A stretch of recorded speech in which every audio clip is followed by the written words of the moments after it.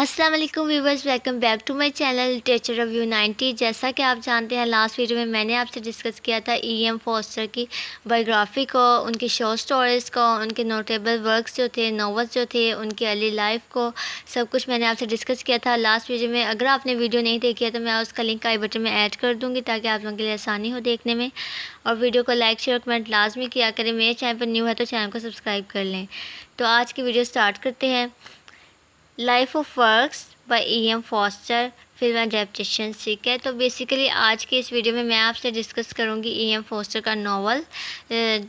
वो मैं आगे बताऊंगी कि मैं आपसे कौन सा नावल डिस्कस करने लगी हूँ। इससे पहले हम की थीम्स डिस्कस करते हैं फॉस्टर नावल के।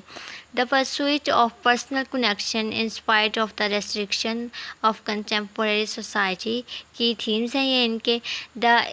The irrecognizability of class difference, sexuality, a general shift from heterosexual love to homosexual love over the course of his writing career, posthumously published novel Morris and the short story collection The Life to Come। मैंने आपसे पहले भी इनका जिक्र किया था। Maurice and the life to come ये एक स्टोरी, शॉर्ट स्टोरी और एक नावल है। इनमें से मॉरिस एक नावल है। तो ये सारे की थीम्स है फॉस्टर्स के नावल के, इन चीज़ों पर बेसिकली इन्होंने राइट किया है। इनकी ये थीम्स है सारे।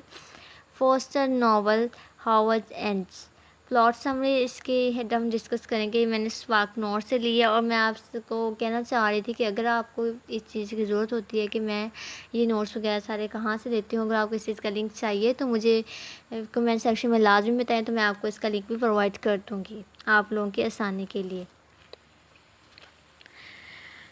Morris, directed by Jane Lowry, 1987, a homosexual love story। ठीक है। पैसेज टू इंडिया 1984 में इन्होंने राइट किया था, जो कि डायरेक्ट किया था डेविड लीन ने। प्लॉट समरी जो थी इसकी एक नावल फिल्म में है, passage to India, published in 1924 and last complete novel that Foster published during his lifetime। Major characters in the novel। ये जो नावल था ये इन्होंने अपने लास्ट टाइम में पब्लिश किया था ई.एम. फॉस्टर ने, और इसके जो बेसिक और मेजर करैक्टर थे वो मैं आपसे डिस्कस करती हूँ। Doctor Aziz, Cyril Fielding, Adela Quested, Mrs Moore, professor Narayan Godbole and Ronny Heaslop. ठीक है, ये सारे इसके इम्पोर्टेंट और मेजर करैक्टर थे इस नावल के। तो बेसिकली आज के इस वीडियो में हम आपसे डिस्कस करेंगे पैसेज टू इंडिया। इसके फिर आगे थीम्स आ जाते हैं, वो मैं आपसे डिस्कस करूँगी। इन 1984 में राइट किया गया था।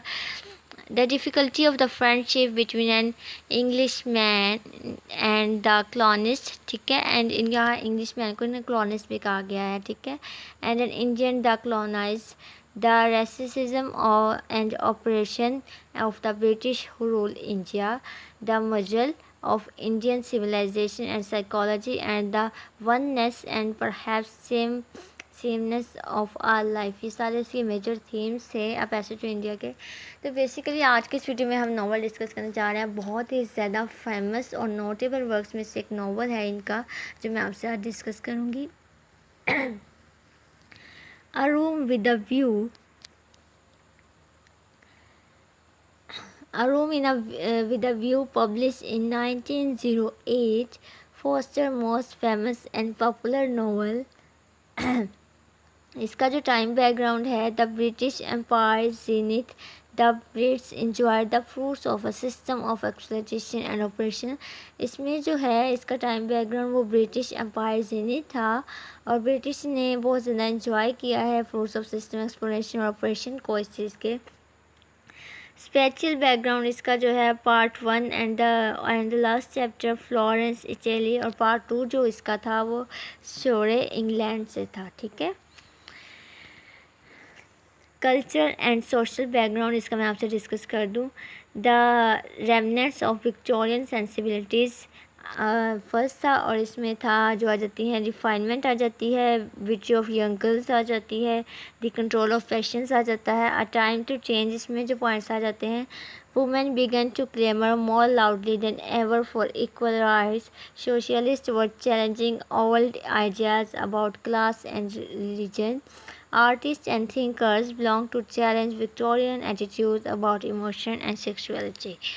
A Room with a View, इसकी मेजर थीम्स हैं जो है मैं आपसे डिस्कस कर लूँ। अच्छा, बेसिकली इसके जो थीम्स और इनके जो कैरेक्टर लिस्ट होती है ना, वो आप लोग ध्यान से याद किया करें, ध्यान से उनको नोट किया करें, क्योंकि ये सब कुछ ना ऑनलाइन एग्जाम में एमसीक्यूज़ के लिए बहुत ज़्यादा मैटर करते हैं, बहुत ज़्यादा इंपॉर्टेंट होते हैं। मेजर थीम्स आ जाते हैं। नंबर फर्स्ट पे है प्रियोरिटी एंड पैशन, सेकंड पे है the beauty of human beings, third पे है travel and the idea of Italy, fourth पे है the beautiful and the delicate, fifth पे है डेलिकेट, नाजुक को कहते हैं, ठीक है, नाजुक, वुमेन पोजीशन एंड इंडिपेंडेंस, और सिक्स पे है connection between nature and man. ये सारे इनके जो रूम विद द व्यू के जो मेजर थीम्स वो सब ये हैं जो मैंने आपसे भी डिस्कस किए हैं। Symbolic meaning of room and views, इसके जो सिंबॉलिक मीनिंग है वो मैं आपसे डिस्कस करूँगी। Room, conservative and uncreative, for example Mrs Honeychurch, this is usually pictured in a room. Views का यहाँ जो मायने है वो ये है forward thinking and modern character types, for example Freddy and the Emersons often described as being outside a room with a view, the symbolic difference between Italy and England. Foster idealized Italy as the place of freedom and sexual expression.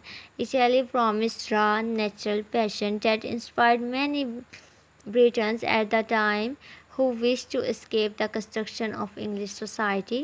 While Lucy is in Italy, her views of the world change dramatically, and scenes such as the murder in the Piazza opened her eyes to beyond her protected life in Windy Corner. ये सारा कुछ इसमें room with the view में ये एक symbolic difference बता रहे हैं इटाली और इंग्लैंड के दरमियान, जो मैंने आपसे डिस्कस किया है अभी।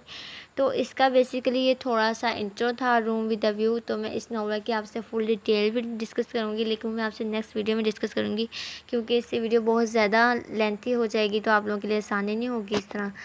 तो ठीक है, नेक्स्ट वीडियो तक के लिए अल्लाह हाफिज़। अगर आप मेरे चैनल पर न्यू है तो चैनल को सब्सक्राइब लाजमी कर लें, बेल आइकन के बटन पर लाजमी क्लिक कीजिएगा ताकि आने वाली हर वीडियो का नोटिफिकेशन आपको मिलता रहे। नेक्स्ट वीडियो तक के लिए अल्लाह हाफिज़।